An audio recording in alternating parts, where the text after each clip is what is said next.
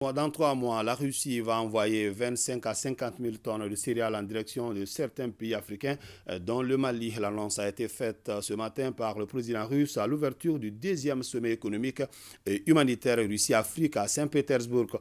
Pour le président en exercice de l'Union africaine, le partenariat russo-africain doit mettre l'accent sur le secteur au regard de son point dans l'économie du continent. Le président de la transition, le colonel Assimi Goïta, participe à ces sommets. Bourama Traoré. Dans 3 mois, nous serons prêts à envoyer à titre gratuit, envoyer au Burkina Faso les Ougandais,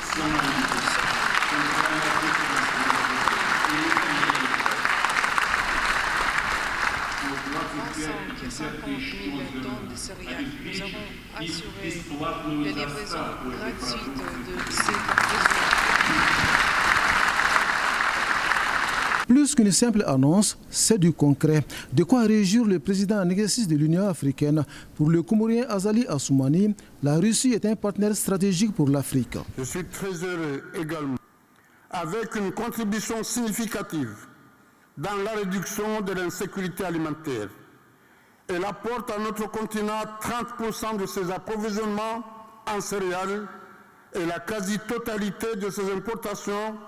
95% est constitué de 11,9 millions de tonnes de blé pour une valeur de 3,3 milliards de dollars. Notre action a toujours été d'aller dans le sens du renforcement de ce partenariat pour que tous les pays africains puissent en bénéficier. C'est d'ailleurs l'une des recommandations du dernier sommet russe-Afrique qui a eu lieu à Sochi en 2019. Aller plus loin et sûrement dans la coopération avec l'Afrique, c'est désormais l'option choisie par le président russe. Déjà, ce partenariat se conjugue à tous les temps. Nous sommes en train d'élaborer de 30 projets énergétiques avec la participation russe dans 16 États dans la puissance locale. De tous les projets électriques et énergétiques constituent presque 3,7 gigawatts. La gamme vaste des services partenaires africains proposés par notre entreprise Rusgidro, à partir des projets de livraison de l'équipement et du matériel jusqu'à la modernisation et la construction de nouveaux sites de la génération clé en main. Dans ce partenariat russo-africain, le secteur privé doit être mis en première ligne. C'est du moins le plaidoyer du président en exercice de l'Union africaine, non pas sans argument.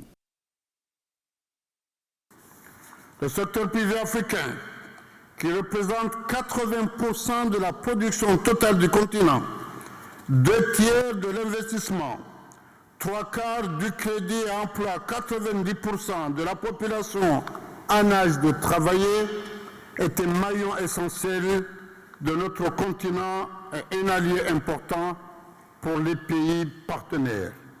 Nous comptons alors sur la Russie, aussi bien sur son secteur privé que sur son secteur public, pour apporter cette contribution à l'industrialisation, au renforcement du secteur privé africain dans un partenariat gagnant-gagnant. Autres domaines ciblés, le numérique, la communication, la culture, la finance et l'éducation. Sur ce dernier point, le président Poutine annonce. Et parfois, nous allons assister à nos amis africains pour développer pas seulement l'éducation supérieure et secondaire. Nous allons enseigner les maîtres, les cadres techniques pour les écoles et lycées. Établir les écoles conjointes pour lesquelles on développe des matériels méthodiques adaptés sur la base du synthèse des programmes d'éducation nationaux russes et africains. Nous proposons d'examiner les possibilités de créer en Afrique des écoles avec les études en russe. Pour ce 2e sommet, Russes et Africains affichent une même volonté, celle de cheminer davantage ensemble pour traduire dans les faits l'affirmation selon laquelle la Russie et l'Afrique ont un intérêt commun et un avenir commun.